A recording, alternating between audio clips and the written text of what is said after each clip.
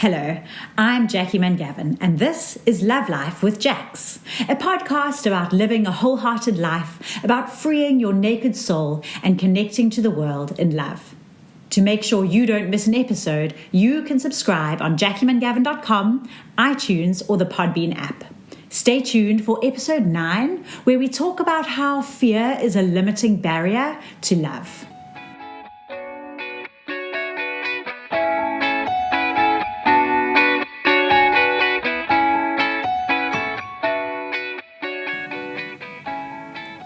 Welcome to episode 9 of a podcast where I share my story of growing in intimacy with God as we go on a journey of stripping off the suffocating layers of self-preservation, learning to live exquisitely, nakedly alive to life, and learning to love without reservation.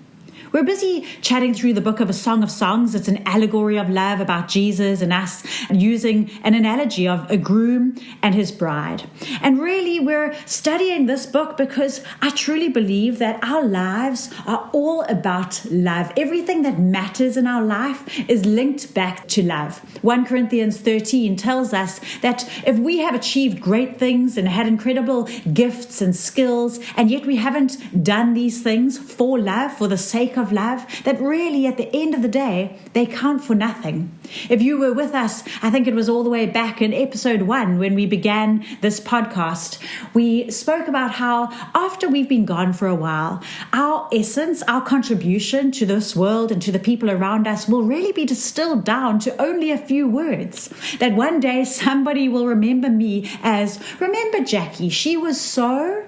And what is it that they'll say when they remember me, when they remember you? What will it be distilled down to? Just a handful of words that will describe the contribution that we made to their lives and to the world around us. So in this song, we're going on a journey of love, and there's different layers that the bride goes through as the groom pursues her. And so we're following her journey, and whether you are male or female, this is a journey, although we are likened to the bride, it is about Jesus loving us. So we're at the place in the story where she has already received his love. She's already accepted it as true. To start off with, she wasn't so sure. She didn't think she was worth it. He pursued her and helped her to believe in his love. She took moments out of her day to find him, to seek him out. And in our last episode, she got to the point where he was saying over her, "You are beauty itself to me." That God says of us that we are his very standard of beauty, his measure.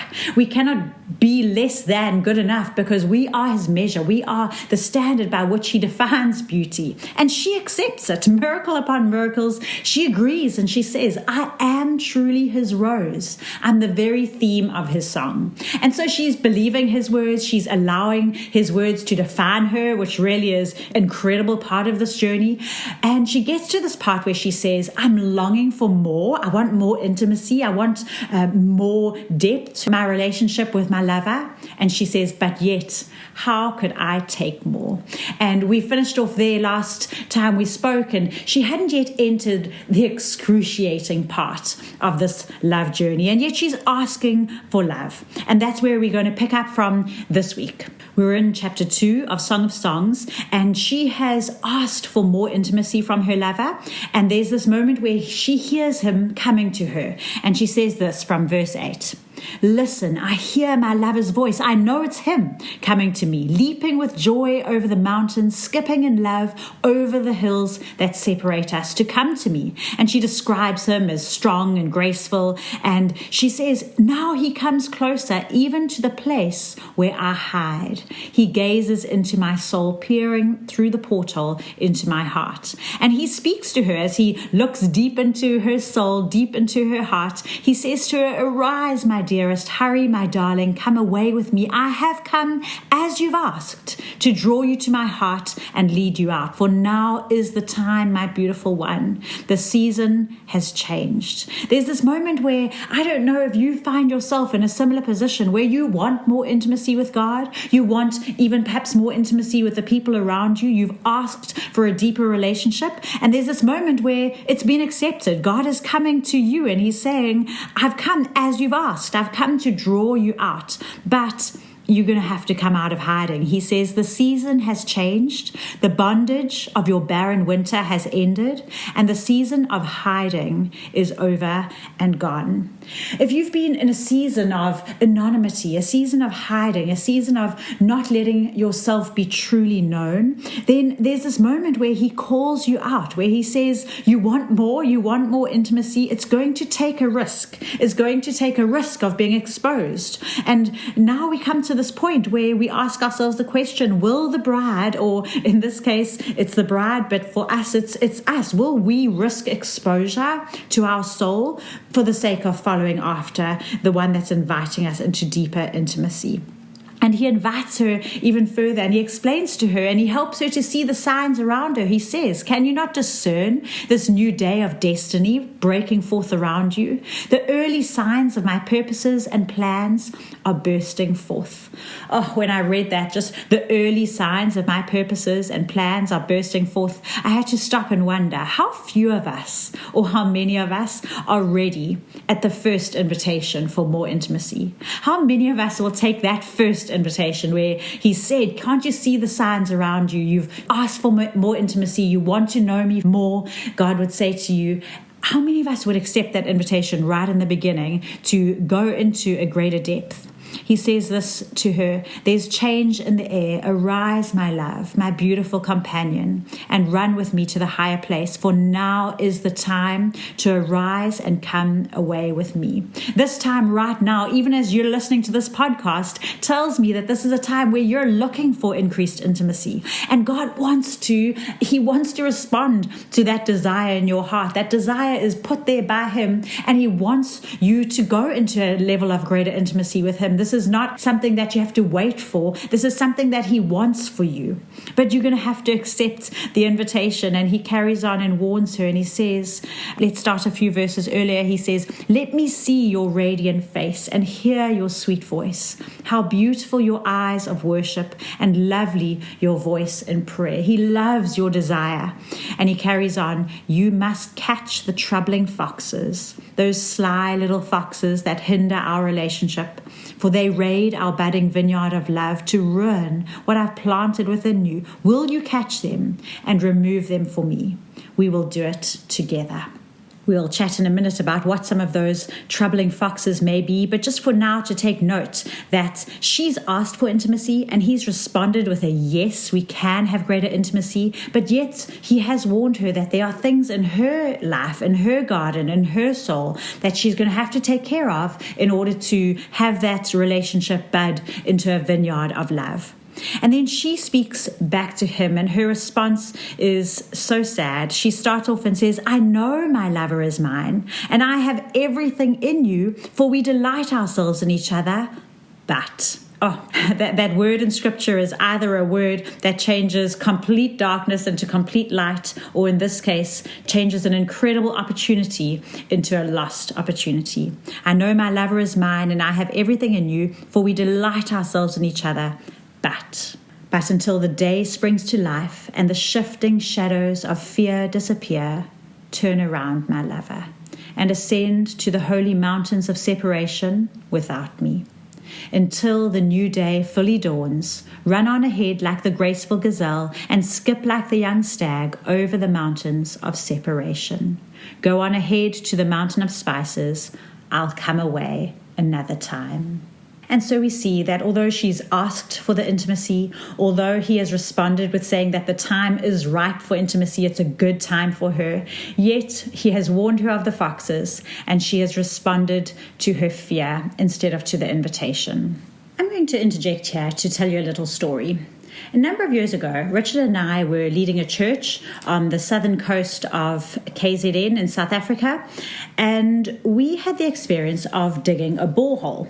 So a borehole is a very expensive thing to dig. It's a hole for water, obviously, and we set a budget of how deep we would be willing to dig. Each meter costs an exorbitant amount of money, and we decided we would be willing to dig a borehole to the depth of 130 meters. This borehole was for our church and our ministry, which was a school.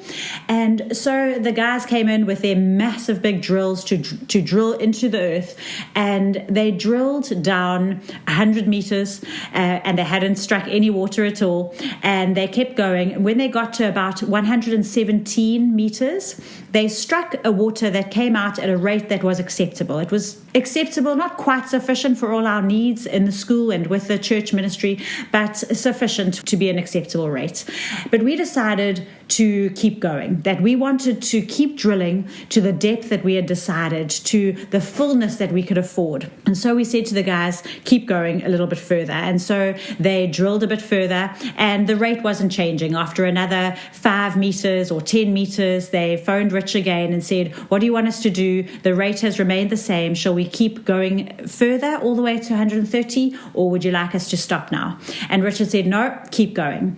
And so they kept going. When they hit 129 meters, they hit a massive fountain of water that burst right up everything they dug, right up 100 meters into the sky, and sent the drill bit flying all the way up into the sky. And it came out at the most incredible rate. The guys could not believe the purity of the water and the rate at which it was flowing every minute. It was more than sufficient for all of our needs, for the school, for the church. It was beyond our wildest dreams. I tell you the story because when we are digging deeper in our depths of intimacy in our relationships, there are many similarities. Every layer that we go deeper in intimacy costs us. It's painful often. And we have to decide at each layer that we reach, at each level of intimacy that we reach, whether we want to go deeper or whether we want to stop and be satisfied with what we have. And you just never know what rate of flow, to use the water example, what level of joy and intimacy you're going to get if you keep digging a little deeper. I know that has been the case for me and Richard in our relationship. As we've dug deeper, as we have pushed into a relationship of intimacy with each other, there have been seasons where it hasn't really been fruitful. Our digging, our painfully exposing our souls to one another hasn't resulted in that much flow of fountain joy, so to speak. And yet there have been other moments where all of a sudden we've just reached a layer and there has been a joy that has rushed out like a fountain. You may remember that throughout the book of Song of Songs, there is a quote that is repeated again and again, and it says, do not awaken love until it's time. We often use that quote to say to young men and women in relationships who are not ready to get married, be careful, because once you start down the road of intimacy, it's very hard to stop. And so we use that as a warning. And I think that it's important to realize that there is no such thing as good stagnancy in relationships. In the case of the borehole, as we kept digging, if we decided to stop before we hit water, it wasn't a case of then maintaining the hole that we dug.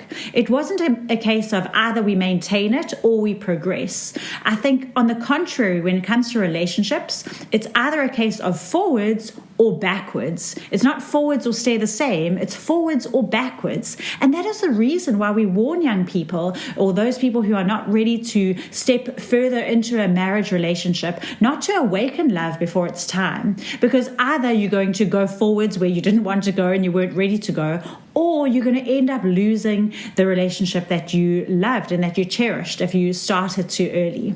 And this is key with our relationship, with any relationships, but particularly our relationship with God. Love is a flowing thing. It's like a river that's constantly boring deeper and deeper, wider and wider. It's constantly making a path for itself. And so for this reason, love is either going deeper, it's either carving deeper into our hearts. We either are growing in intimacy with God, we're opening more and more of our soul to Him, or otherwise it's shrinking. It doesn't just stay still.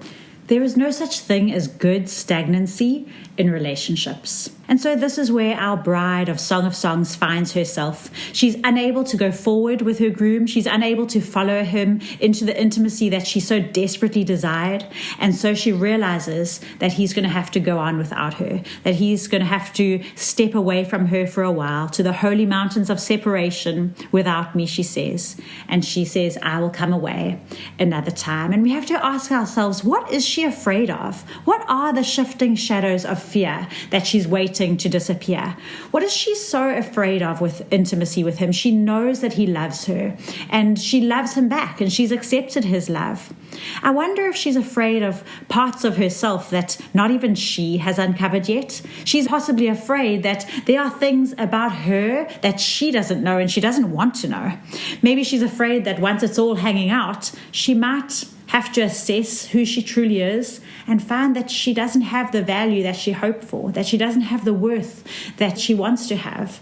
And so we have to ask ourselves as well, what are the fears that we might have for intimacy? Today I've got two main takeaways for you. And the first is just to identify the fear barrier. Identify that when it comes to intimacy, even though you may want it, even though you may be asking for it, there still comes this moment, there comes many moments where we come across a layer of hard rock, so to speak, to use the drilling analogy, that there's this layer of hard rock and we have to decide, do we stop? Do we quit and let our relationship slide backwards? Or are we going to keep digging through? What is the fear barrier? Ask yourself in the next few days, what is it that I'm afraid of to go deeper with God? Am I afraid of not being enough? Am I afraid of learning things about myself that perhaps I have been consciously or even unconsciously ignoring? Am I afraid of confronting opinions about myself that maybe others have had, that have formed the unseen structures upon which I hang my own identity? These are big questions that we need to ask ourselves to try and realize the fear barrier and make the decision, as Richard had to do on that phone call, are we going to keep drilling deeper or are we going to quit? And we don't want to be caught out at that time. And then the second big takeaway, as he has said before this moment, identify the foxes and get rid of them. What are those little foxes that might prevent you at that moment when you have to make the decision, when the phone call is made, so to speak? What are the little foxes that may distract you from being ready? Are there sins in your life? Are there things that you have chosen to hang on to over and above intimacy with God? Or are there just distractions that have prevented you from looking into what you are afraid of really looking into your heart and deciding whether or not you would be ready for greater intimacy? Perhaps there's things in your life that are causing so much distraction that you just don't have time for the intimacy. And when you get to those moments, even those 5-minute pauses, if you have been doing that we spoke about a couple of episodes ago, that you get to those 5-minute pauses and you're just unable to give up everyone and everything to God because you're hanging on to those little foxes and are unable to just push them outside of the garden of your soul, so to speak, so that you can find intimacy with Him in that place. And so we end off with those two takeaways. Look inside and ask yourself, what are my fear barriers that might prevent me from going further in intimacy with God? And what are the little foxes, either chosen sins or even distractions, that are keeping me from being ready when He answers my call, my desire for greater intimacy? Thank you for joining me on Love Life with Jacs, where we learn to live into our created purpose of receiving and giving the love of God. This podcast is my way of sharing the love of God with others, so I would love it if you shared this with your world. Make sure you don't miss an episode by subscribing to the podcast on iTunes or the Podbean app. And while we're spreading the love, maybe you can even give me a 5-star review on iTunes. Proverbs says, wisdom is a deep well of understanding opened up within you as a fountain of life for others. My hope and prayer is that today you have found something here to refresh your soul. Thank you for listening to Love Life with Jacs, and until next time, live a life of love.